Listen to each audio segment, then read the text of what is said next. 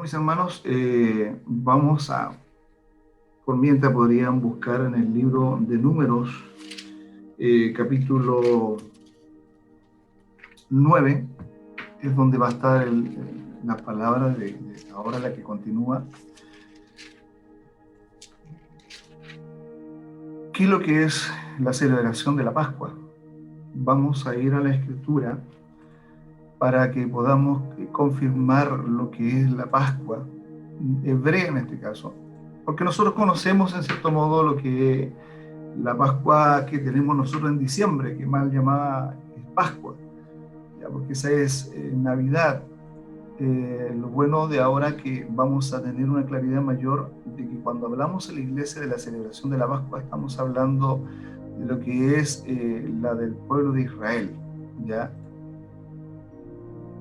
Si bien vemos la imagen en este momento, vemos una familia en donde están compartiendo el pan, están compartiendo un cordero, están con hierbas amargas, y hay algo particular que está haciendo este varón de atrás, que está marcando los dinteles o los pilares de la casa, ya con sangre. Quiero compartir con ustedes parte de lo que va a entrar en la exposición del día de hoy, en la predicación, el calendario hebreo. En el libro de Éxodo capítulo 12 habla con respecto al primer mes, ¿ya? Que es el que donde Dios le dice a Moisés cuál será el primer mes del año. Ellos también tienen 12 meses, igual que nosotros. La diferencia es que ellos parten con 30 días, 29 días, 30 días y así sucesivamente, ¿ya? Y ellos se basan por lo que es la luna, ¿ya? En el primer día de Nisan, ya habla con respecto a la fiesta de la Pascua o fiesta de panes sin levadura. Esta fiesta se llama Pesaj, ¿ya? Y vamos a ir a la Biblia en el libro de Números, capítulo 9, versículo 1 al 3. La palabra del Señor dice así, en el nombre de Jesús. Habló Jehová a Moisés en el desierto de Sinaí, en el segundo año de su salida de la tierra de Egipto, en el mes primero, diciendo: los hijos de Israel celebrarán la Pascua a su tiempo. El 14º día de este mes, entre las 2 tardes, la celebraréis a su tiempo, conforme a todos sus ritos y conforme a todas sus leyes la celebraréis. ¿Qué es la Pascua? Según la internet dice que es festividad religiosa que se celebra en la primera luna llena de primavera, en la que los judíos conmemoran la liberación de la esclavitud de su pueblo en Egipto. Según la escritura en Éxodo 12, 17, Dios dice: y guardaréis la fiesta de los panes sin levadura, porque en este mismo día saqué vuestras huestes de la tierra de Egipto, por tanto guardaréis este mandamiento en vuestras generaciones por costumbre perpetua. Y aquí vamos a recordar un poco lo que dice la palabra del Señor en el libro de Éxodo, en el capítulo 12, en donde Dios le dice a Moisés lo que debe de hacer relacionado a la última plaga.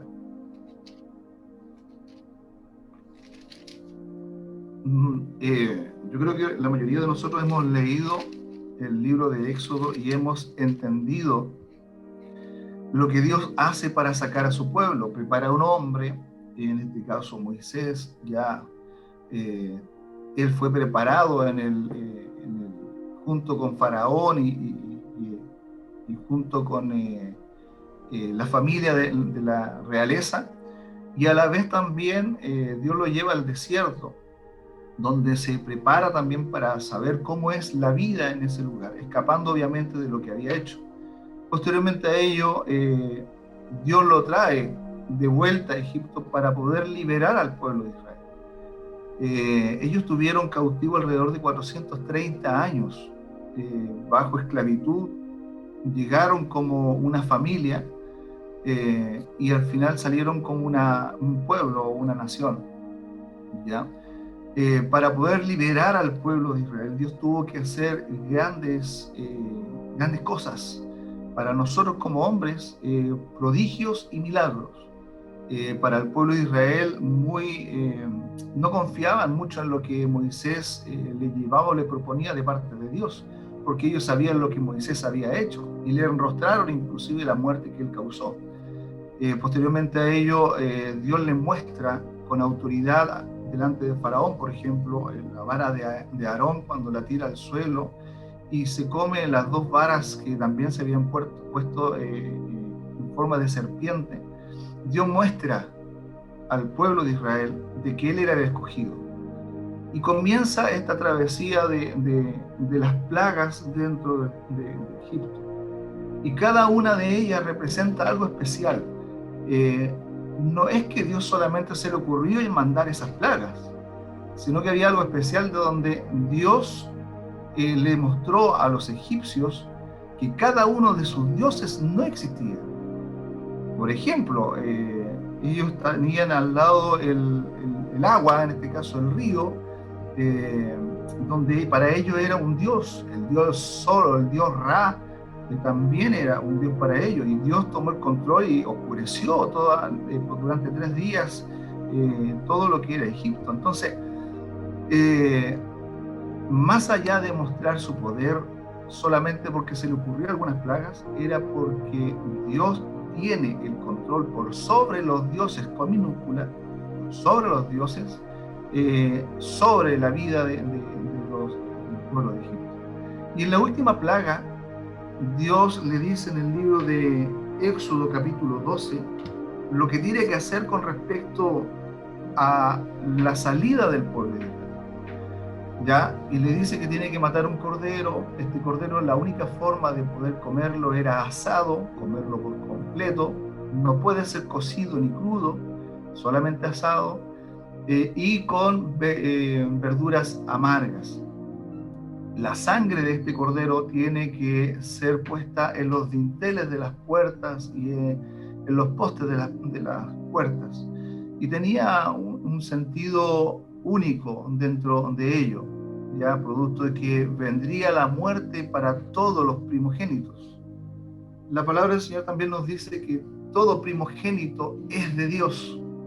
O sea, no debíamos tener duda alguna por qué se llevó solamente los primogénitos. Es porque le pertenecen a Dios. ¿Ya? Aquí vemos una imagen cuando mueren los primogénitos. Quiero que, por mientras que comento algo, quiero que vean esta imagen. Yo creo que todos hemos visto esta película relacionada a Moisés y muestra en cierto modo lo que tendría que haber ocurrido.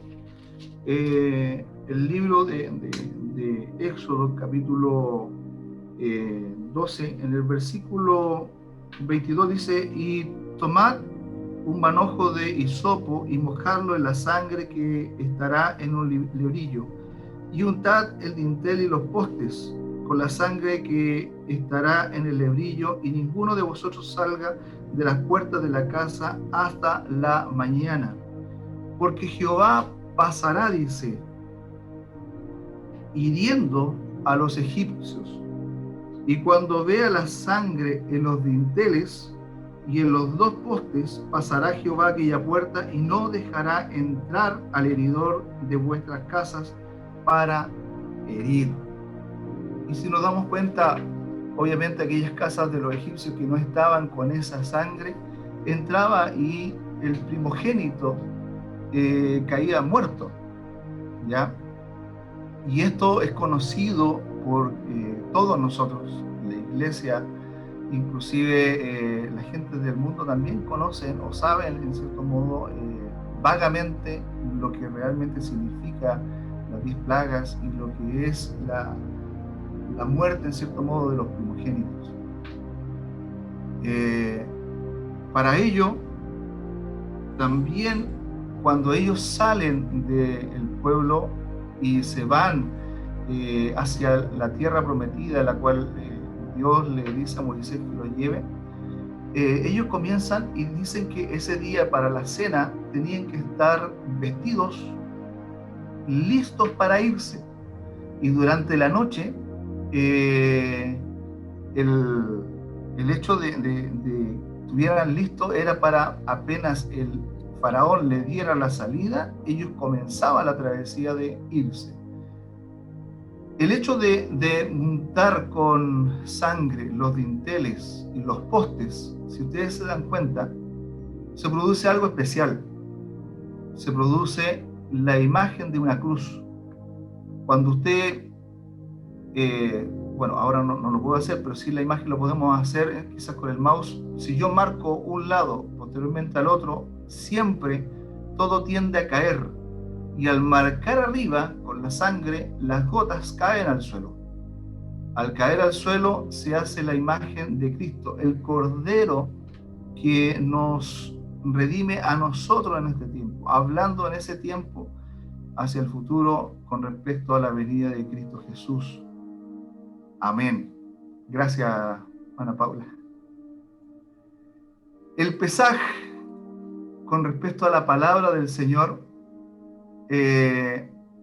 cuando Dios les habla, en cierto modo le recuerda, aquí en Números 9, le recuerda lo que ya le había dicho en el libro antes de salir de Egipto.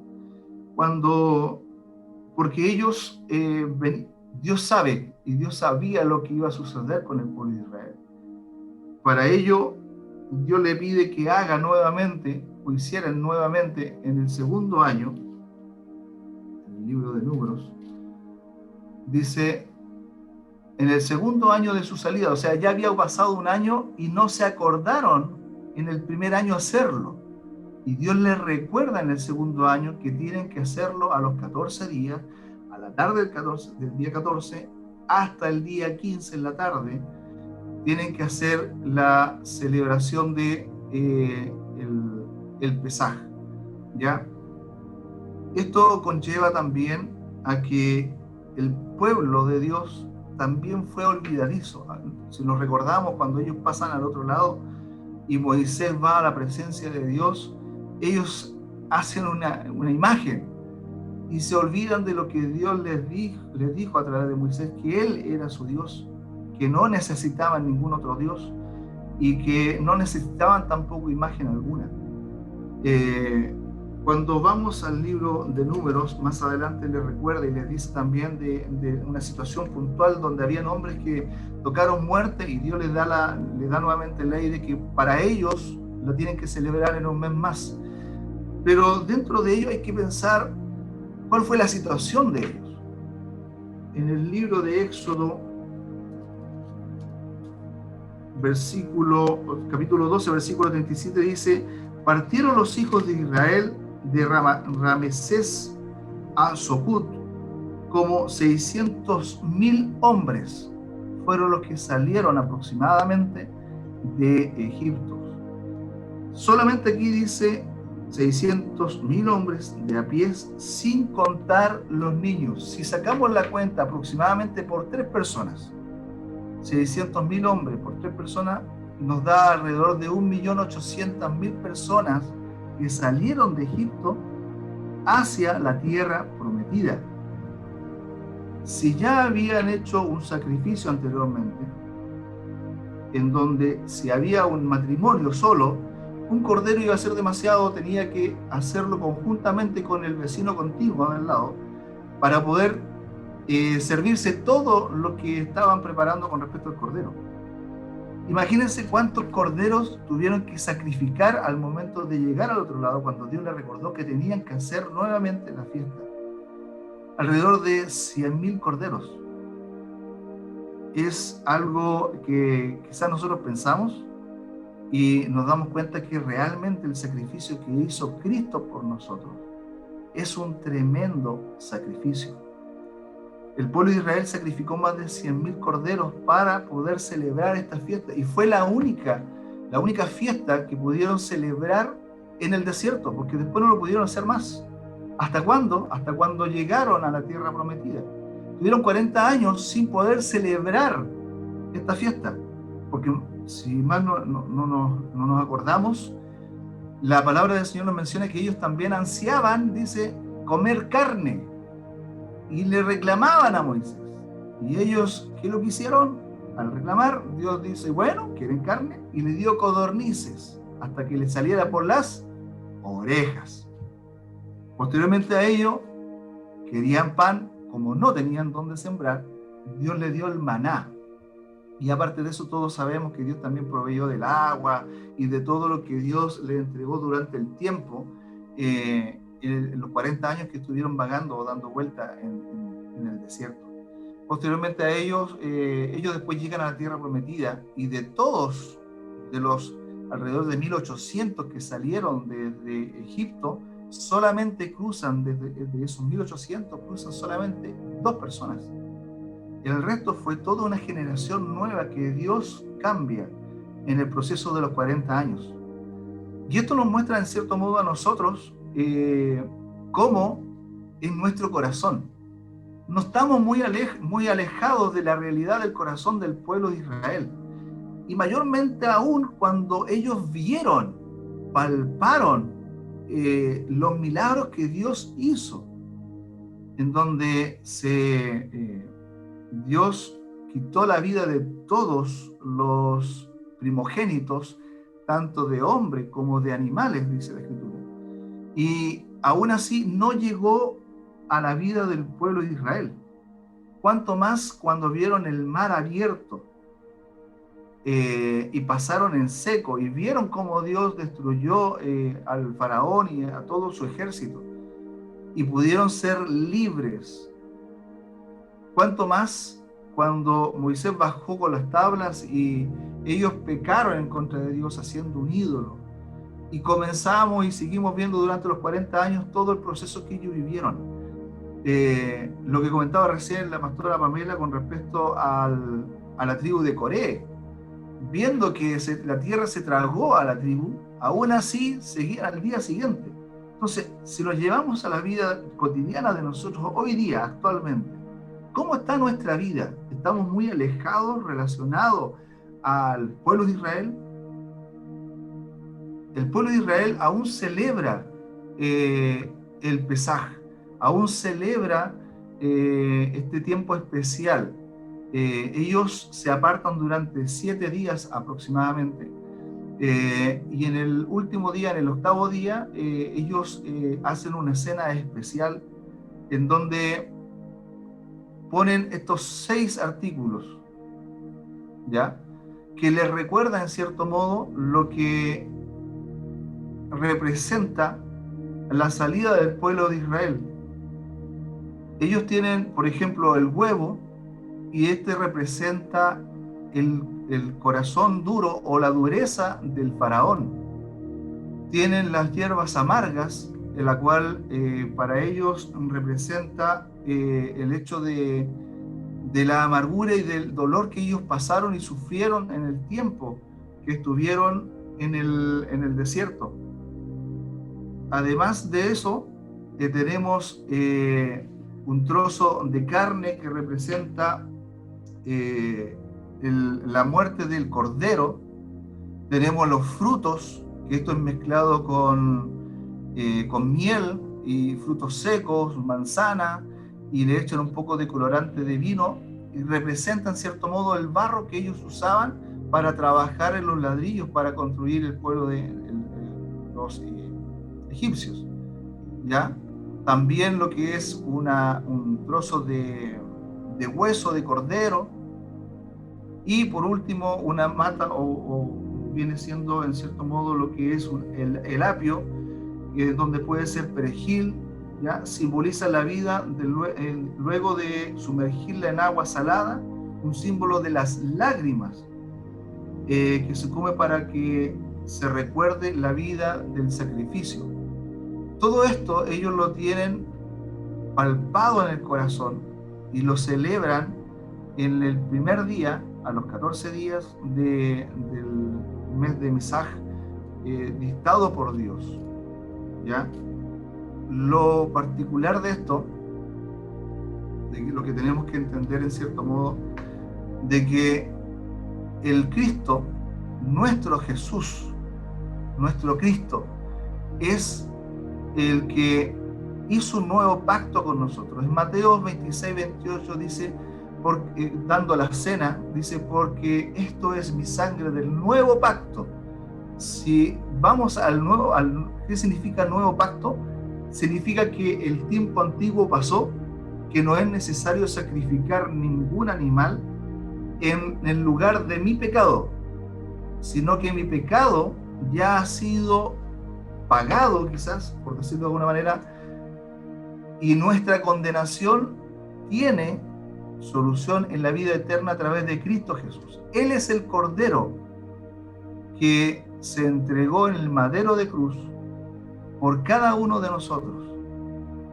Por ende, por eso dice, la cual es derramada por muchos para remisión de los pecados. Se da cuenta que para quitar el pecado de una persona antiguamente era necesario vertir sangre. Siempre la sangre está considerada vida. Y la única forma de perdonar mi pecado era matando un animal, poniendo mi mano sobre la cabeza y declarando el pecado, y este animal era sacrificado y la sangre era vertida. Y de esa manera nosotros podíamos ser perdonados por nuestro pecado. Eso ya no es necesario. Cristo Jesús murió por nosotros. Asimismo, tomó también la copa en el 1 Corintios 11:25, después de haber cenado, diciendo, esta copa es el nuevo pacto en mi sangre. Haced esto todas las veces que la bebiereis en memoria de mí. Nosotros los hombres somos olvidadizos. Nos olvidamos de los pactos que hacemos con Dios. Esto nos libera a nosotros del pecado y tenemos que estar a cuenta constantemente con Dios. Todos los días tenemos que buscar del perdón de Dios. Todos los días nosotros pecamos. Cada uno de nosotros pecamos de una u otra manera. No crea que yo como pastor no peco, sí. Pienso mal, hablo mal quizás de alguien, una u otra manera. Siempre estamos pecando delante de Dios.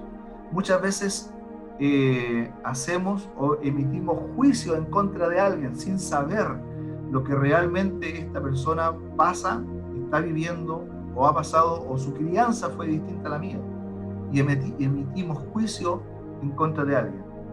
Por ende, tenemos que entender o aprender de lo que Dios nos pide, que tenemos que ser íntegros para Él. Además de eso, es por gracia, no es por el sacrificio que yo pueda hacer, no es por las obras que yo pueda hacer, para que nadie se gloríe, sino que Dios sea exaltado. El hecho de celebrar la Pascua es la celebración, es una fiesta para el pueblo de Israel, donde ellos ponen una cena especial y recuerdan y leen la historia del pueblo de Israel, de la salida del pueblo de Israel desde Egipto, que lo sacó con poder, gloria, majestad a todo el pueblo de Israel, y no solamente a los pueblos hebreos, sino que tenemos que entender también que dentro de ellos hubo matrimonios dentro de hebreos y egipcios. Por ende, entró una raza y salió una nación, salió un pueblo. Y dentro de ellos iban también personas que aceptaron a este Dios maravilloso y de esa manera pasaron a pertenecer al pueblo de Israel. Ellos tuvieron que también circuncidarse en el caso de los varones, mostrando el sometimiento a la autoridad de Dios, reconociendo a Jehová como su único Dios. ¿Ya?